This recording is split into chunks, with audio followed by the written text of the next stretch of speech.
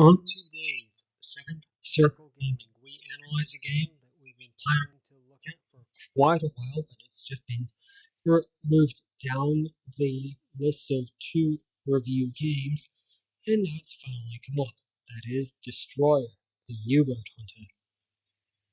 However, we are going to begin, as we always do here, with the full disclosure. We do suggest pausing the video now and reading through these, primarily to note that this game is still in early access. Now then, moving right along to our first screenshot, which as we usually try to do is just to illustrate what the game world looks like in and of itself. And what we're looking at here is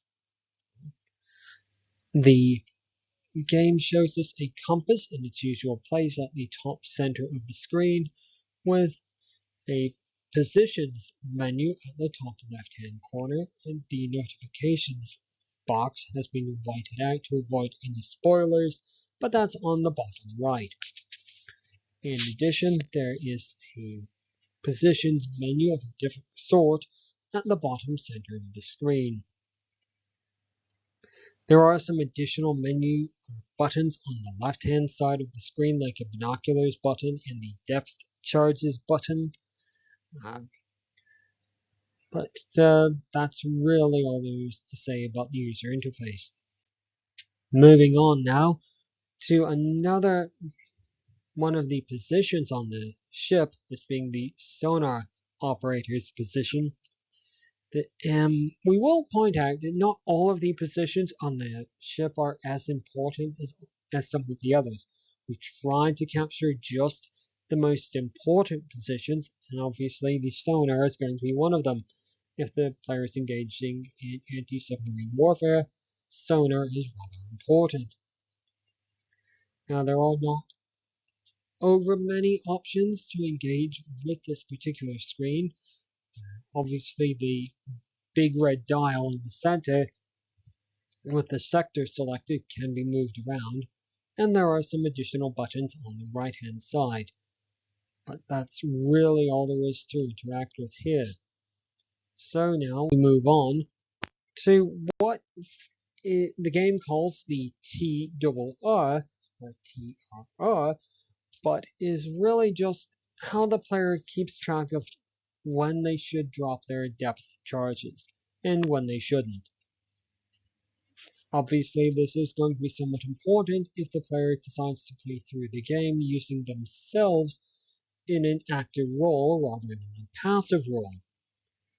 So now we want to move on to what is obviously one of the more important portions of the screen, and also is something more like a typical real-time strategy game. That is the tactical plot. Here's where the player has the option of maneuvering, giving orders to their NPCs. Really all there is to say about that. I apologize about any background noise you might be hearing, but let's move right along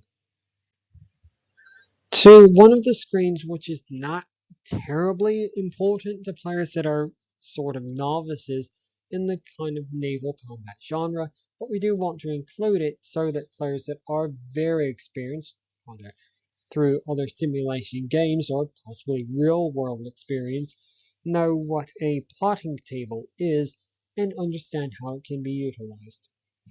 Just to illustrate the completeness of the game, in other words. So now we move on to our last screenshot, and this is kind of important, although it is very situational, and that is the gun director. Here's where the player has the option of manually firing and aiming the deck guns on their destroyer. I believe it's a Fletcher class destroyer for players that are particularly interested. On the right hand side, there are a couple of new menu options, such as the deck gun position indicators, which will either be green or blue, as well as a binoculars indicator, which is the zoom, a radar guided gun indicator, In addition, there's also a searchlight indicator, and there are a couple of different shells that players can choose to load their deck guns with, as well as a fire button, although players can also utilize the space bar as their fire button. So then, since there aren't any other screenshots, we're going to move on to our first chapter proper, which is, as always, immersion. Here the game has earned a 7 out of 15. Ordinarily, we would say that the game is going to be attempting to utilize presentation to get players invested into its game world. However, in this particular case, with Destroyer, the U-Boat Hunter, everything seems to function in support of challenge. In how that, or the form that takes in this particular game, is that players must learn how to utilize their various tools and observation positions to achieve a measure of success in the game.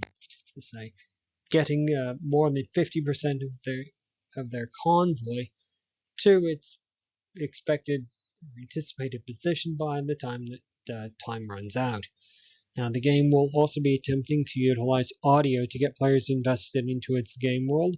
This is fairly appropriate for the setting, mostly the sort of yes sir, aye sir, and challenge response that players that are familiar with aviation are going to recognize. So now we want to move on to difficulty. We're trying to keep this fairly short because there isn't much to say about this one. The game has earned a 4.5 out of 15. We do suggest multiple times going through the tutorial. There are several battle options which will impact difficulty, however the game lacks any sort of easy, medium, and hard. Destroyer the U-Boat Hunter has opted instead for realistic versus exaggerated.